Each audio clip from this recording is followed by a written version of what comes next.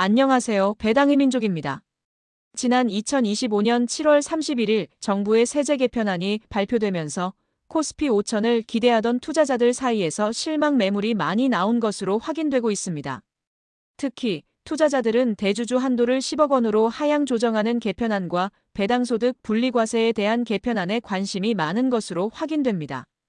그래서 오늘은 배당 투자자들이 관심이 많을 것으로 예상되는 배당소득 분리과세에 대한 내용을 알아보고 분리과세에 해당될 것으로 예상되는 기업들을 간단하게 소개를 드려보겠습니다. 우선 7월 31일에 나온 세제 개편안 내용을 확인해 보겠습니다. 세제 개편안 내용을 보면 전년 대비 현금 배당이 감소하지 않으면서 배당 성향 40% 이상을 보이거나 배당 성향이 25% 이상이면서 직전 3년 평균 배당금 대비 5% 이상 배당금을 증가시킨 기업들이 해당됩니다. 이러한 기업들에 투자를 해서 배당금을 받는다면 2천만 원 이하일 경우 14%의 배당소득세율이 적용되고 2천만 원을 초과하고 3억 원 이하이면 20%의 세율이 적용된다는 것을 의미합니다. 기존의 과세체계는 배당소득이 2천만 원을 초과할 경우 종합소득에 포함되어 최대 49.5%의 세율이 적용되고 있었습니다. 이번 개편안에 따르면 해당 기업에 투자해서 받은 배당금은 종합소득에 포함되지 않고 분리과세가 되어 최대 35%의 세율이 적용된다는 것이 주요 내용이라고 할 수 있습니다. 개인 투자자들은 세금적으로는 큰 혜택이 없을 수 있으나 개편안에 따르면 대주주들의 과세 부담이 낮아지면서 과거보다 적극적인 주주 환원이 나타날 수 있기 때문에 투자자들이 관심을 가지고 지켜보는 것이라고 생각됩니다.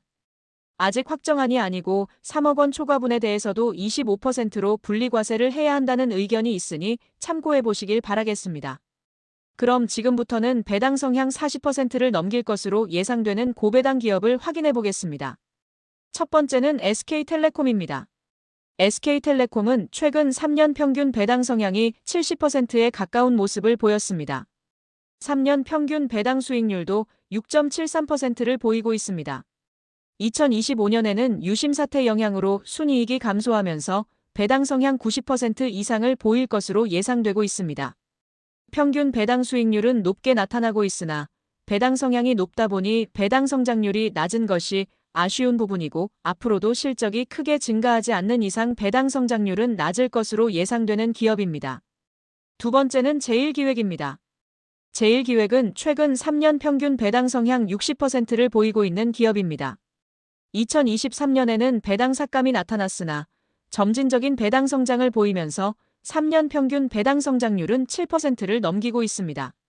제일기획의 3년 평균 배당 수익률은 5.63%를 보이면서 매력적인 모습을 보여왔다고 생각됩니다. 2025년에도 과거와 마찬가지로 60%가 넘는 배당 성향을 보여줄 것으로 예상되는 기업입니다. 세 번째는 현대엘리베이터입니다. 현대엘리베이터의 최근 3년 평균 배당 성향은 약 60%를 보이고 있습니다. 2022년까지는 낮은 배당 성향을 보여왔으나 2023년부터 2년 연속 큰 폭으로 배당 성장을 보였고 배당 성향도 크게 상향된 모습을 보여주었습니다. 2025년에는 60%가 넘는 배당 성향을 보여줄 것으로 예상되고 있고 현대엘리베이터는 자본준비금 감액으로 비과세 배당이 가능한 재원을 확보해 두었기 때문에 기대를 해봐도 좋은 기업이라고 생각됩니다. 네 번째는 KTNG입니다. KTNG의 최근 3년 평균 배당 성향은 57%를 보이고 있습니다. 3년 평균 배당 수익률도 5.5%를 보이고 있고 평균 배당 성장률도 4%를 보이고 있습니다. 주주환원의 교과서 같은 모습을 보여주고 있다고 생각됩니다. 2025년에도 50%가 넘는 배당 성향을 보여줄 것으로 예상되고 있습니다. 개인적으로 KTNG는 크게 성장하기는 어려우나 꾸준하고 안정적인 것을 선호하시는 분들에게 인기가 높은 기업이라고 생각됩니다. 다섯 번째는 한전 KPS입니다. 한전 KPS의 최근 3년 평균 배당 성향은 60%를 보이고 있습니다.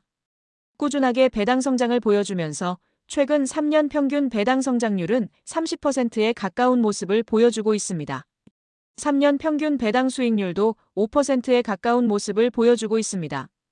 다만 2025년에는 주가도 많이 상승해 주었고 실적이 전년 대비 소폭 하락할 것으로 예상되고 있어서 배당 성장을 보이지 못할 것으로 전망되고 있으니 참고하셔서 투자를 결정해 보시길 바라겠습니다. 여섯 번째는 삼성카드입니다. 삼성카드의 최근 3년 평균 배당 성향은 44%입니다. 꾸준하게 40%를 넘기는 배당 성향을 보여주고 있고 3년 평균 배당 수익률도 7%를 넘기고 있습니다. 3년 평균 배당 성장률도 7%에 가까운 모습을 보이고 있어서 매력적인 기업이라고 생각됩니다. 삼성카드는 자사주도 많이 보유하고 있어서 자사주 소각에 대한 정책이 나타날 경우 주가 상승을 기대할 수 있는 기업이라고 생각됩니다. 최근 연체율이 증가하면서 우려의 목소리가 나오고는 있지만 우수한 자본력으로 문제는 되지 않을 것으로 생각되는 기업입니다. 일곱 번째는 S1입니다. S1의 최근 3년 평균 배당 성향은 50%를 넘기고 있습니다.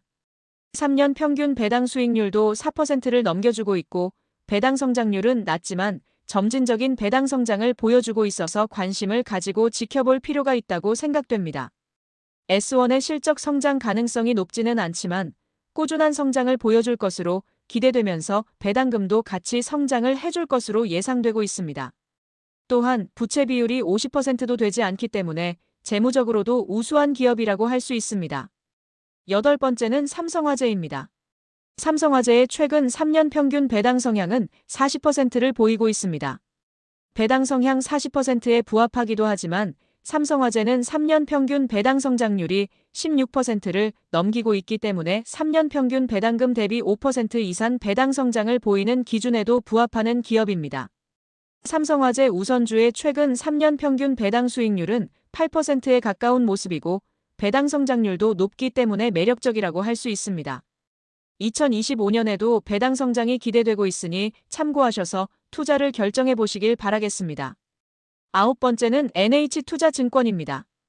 NH투자증권의 최근 3년 평균 배당 성향은 60%에 가까운 모습입니다.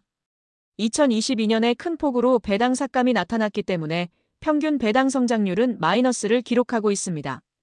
그래도 다시 점진적인 배당 성장을 보여주고 있고 최근 3년 평균 배당 수익률은 7.8%를 보이고 있기 때문에 긍정적인 모습을 보여주고 있다고 생각됩니다. 2025년 2분기까지 실적을 보면 전년 대비 크게 증가한 모습을 보여주고 있기 때문에 2025년에도 배당 성장을 보여줄 것으로 전망되고 있습니다. 열 번째는 삼성생명입니다. 삼성생명의 최근 3년 평균 배당 성향은 35%를 보이고 있습니다. 평균 배당 성향이 40%가 되지 않아서 해당이 되지 않을 수도 있으나 2025년 전망치에 따르면 큰 폭으로 배당 성장을 보이면서 배당 성향 45%를 넘길 것으로 예상되어 포함을 시켰습니다. 삼성생명은 현금 배당 중심으로 주주환원을 하고 있는데 중기적으로 주주환원율 50%까지 상향시킨다는 정책을 보이고 있어서 무난하게 배당 성향 40%를 넘겨줄 것으로 예상되고 있습니다. 또한 최근 3년 평균 배당 성장률은 15%에 가깝기 때문에 기대를 해봐도 좋은 기업이라고 생각됩니다. 11번째는 포스코홀딩스입니다. 포스코홀딩스의 최근 3년 평균 배당 성향은 47.6%입니다. 배당 성향은 점진적으로 증가하고 있으나 배당금이 낮아지고 있는 것을 미루어 보아 실적이 하락하고 있음을 확인할 수 있습니다. 그래도 2025년에는 실적 반등을 보여줄 것으로 예상되고 있고 2026년까지 기본 배당금으로 한 주당 10,000원을 지급하겠다고 공시한 바 있기 때문에 주주 친화적인 모습을 보이고 있는 기업이라고 생각됩니다. 12번째는 강원랜드입니다. 강원랜드의 최근 3년 평균 배당 성향은 56%입니다. 팬데믹의 여파로 2020년과 2021년에는 배당금을 지급하지 않았었으나 2022년부터 배당을 재개하였고 가파른 배당 성장을 보여주고 있는 기업입니다. 2025년 실적은 전년 대비 하락할 것으로 보여서 배당 삭감이 나타날 것으로 예상되고 있습니다. 다만 2026년까지 배당 성향 50% 이상을 보이겠다고 공시한 바 있기 때문에 분리과세에 해당할 것으로 전망하고 있습니다. 지금까지 배당 성향 40%를 넘겨서 분리과세에 해당할 것으로 예상되는 기업들을 알아보았습니다. 오늘 알아본 기업 외에도 LG유플러스, 대신증권, KT 등 많은 기업들이 추가적으로 확인되고 있습니다. 한 번에 많은 기업들을 알려드리기에는 영상이 길어질 수 있어서 일부만 소개를 드렸습니다. 다음 영상에서 나머지 기업들의 자료를 정리하여 추가적으로 소개를 드려보겠습니다.